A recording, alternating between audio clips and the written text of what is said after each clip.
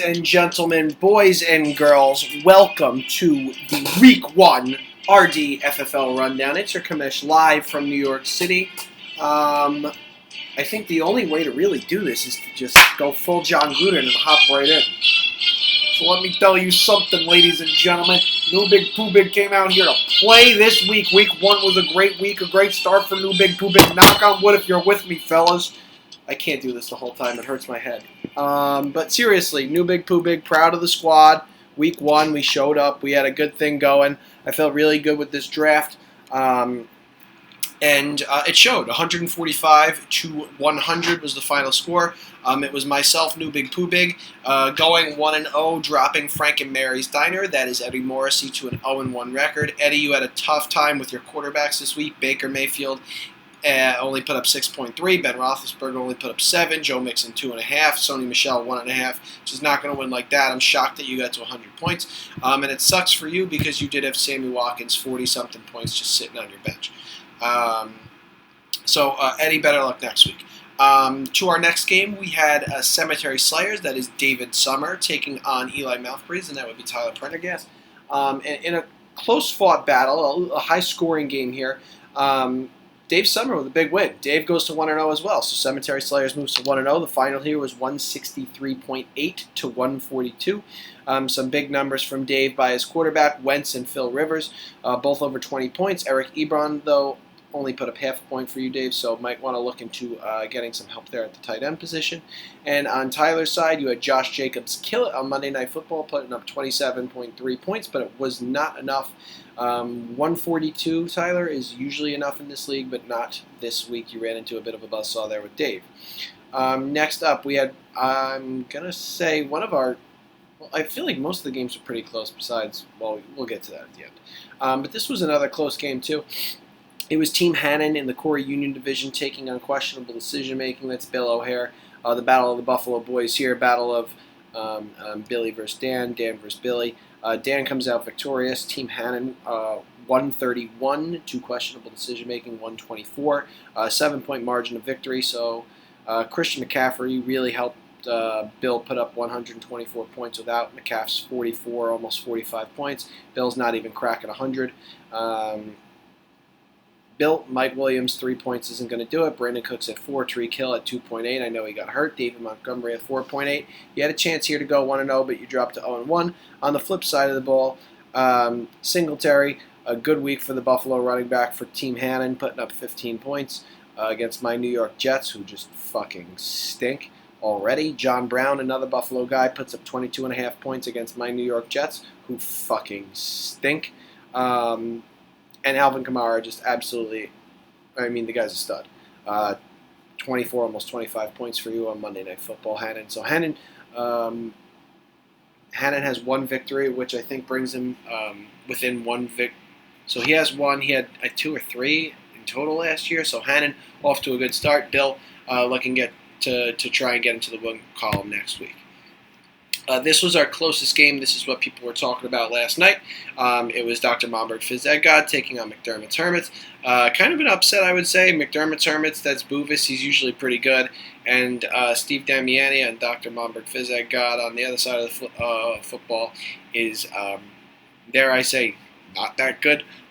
He kind of stinks. But Steve, you know what? That's all in the past now, man. You're 1-0. Just like Dave and just like me, so you keep talking shit to us, we're going to come at you. But you got one and a half quarterbacks because Jameis Winston stinks. I don't know what they were doing down there in Tampa Bay. He looked awful. He looked like he hadn't even played football in 2.5 years. Also, on the other side, Boovis started the Jaguars defense, who got him a whopping -8 points. So Boovis, if you didn't play a defense, you would have won this game. That's a bitter pill to swallow because it's the Jaguars' defense and they should be good, but the last year and then week 1 they've been, kind of like the Jets. They stink. And then last but not least, it's our blowout of the week. This one wasn't even close, and TJ, there's really nothing you could do about it. This Main Street Hood Rats obviously is TJ's team going against a new name for the Team Pat Kaplan. It's going to be Tariq Hill's Child Care. So we went from Jameis Winston's Uber rating to Tariq Hill's Child Care.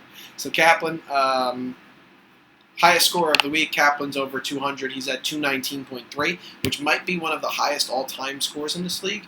Powered by Dak Prescott at 29.5, Lamar Jackson at 29.8, Chris Carson at 22.8, Derrick Henry 31.5, DeAndre Hopkins 28, Mark Ingram 28.8, Philip Lindsay 10, Jets defense at 17, and Greg the Leg Zerline at 14. Not to mention, he had his backup quarterback, Matt Stafford, put 24.3 points up on the bench.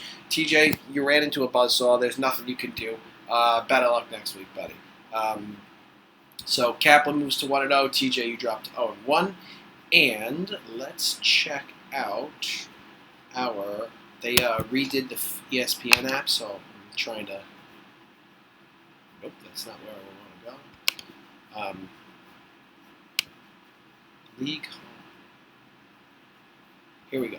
So in the Core Union division, we've got New Big Pooh Big at 1-0, and Team Hannon at 1-0. Everybody else at the bottom of the division 0-1. Obviously, after 1 week, there's not much you can do there.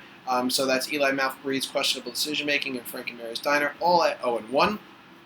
And we are looking for the Hilltop division. Where are you? You guys got to give me a week or two to get used to this new app. There it is, the Hilltop division. So that is going to be Tariq Hill's Childcare, Cemetery Slayers, and Dr. Momberg's Phys Ed God, all tied at 1-0. Atop the division with the Main Street Hood Rats and McDermott's Hermits 0-1 at the bottom of the division.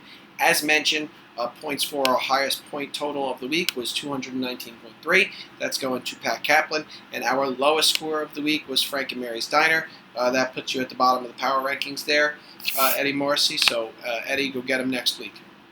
And then we need to look at our Week 2 matchups, and then we are going to be all done here. So, in Week 2, we've got New Big Pooh Big. That is I taking on Eli Mouthbreeze. That is Tyler. So that is a 1-0 New Big Pooh Big going up against an 0-1 Eli Mouthbreeze. Tyler looking to get into the win column. I'm looking to go to a 2-0 start to the season. We've got Team Hannon taking on Dr. Mumber Phys Ed God. So both teams here, shockingly, were awful last year, but both teams this year, I should say, are shockingly 1-0. Someone here is going to go to 2-0. The other team will drop to 500. We'll see what happens there. That might have to be our game of the week. We've got Cemetery Slayers. That's David taking on Tariq Hill's Childcare. That's Pat Kaplan. Both teams again here are 1-0. Somebody's going to 2-0. Someone's dropping a 1-on-1. And then we've got 2 more games. All 4 of these teams are 0-1, so it's pretty much, I don't want to say like a must-win this early on in the season, but you don't want to drop to 0-2. You could be fine with 1-1 split. That's questionable decision-making, taking on Frank and Mary's Diner, so that's Billy O'Hare taking on Ed Morrissey, and then we've got McDermott's Hermits taking on Main Street Hood Rats. That's TJ Phelps going up against Timmy Boovis. All 4 teams there looking to get on the schneid, get into the win column.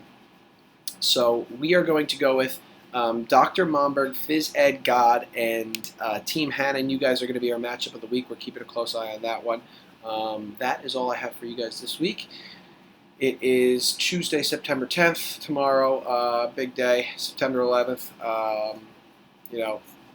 Tough one, but keep those people in your thoughts and prayers. I know Steve-O is we got a cop in this league, so I can't imagine if Steve-O went to work, although he drives me nuts in this fucking group chat.